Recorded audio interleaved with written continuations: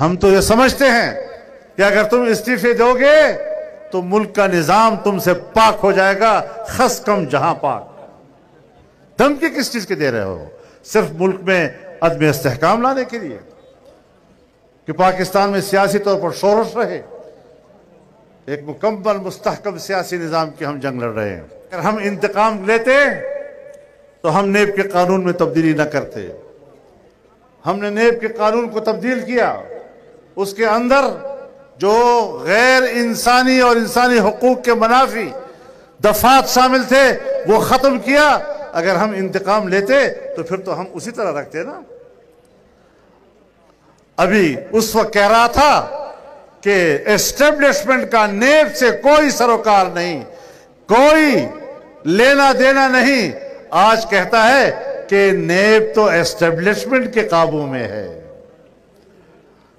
پہلے کہتا تھا یہ چور ہے، یہ چور ہے، یہ چور ہے، یہ چور ہے۔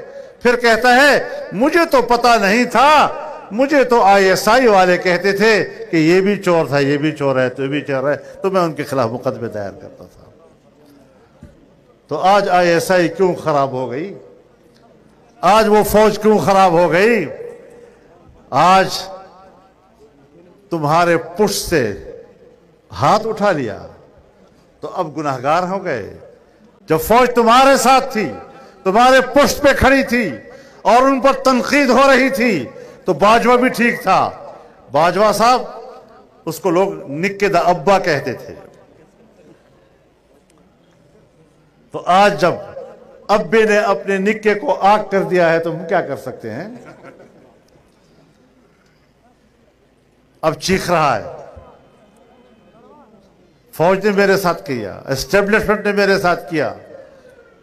یہ جو تم نے کیا آج مکافات عمل ہے، اور تم انشاءاللہ العزیز اب بند کلی میں چلے گئے ہو۔ تمہارے پاس نکلنے کا کوئی راستہ نہیں ہے۔ کبھی دھمکی دیتا ہے ہم استعفے دے دیں گے، تو تم نے استعفے دیے تھے، پھر واپس آئے یا نہیں اسمبلی میں تم لوگ؟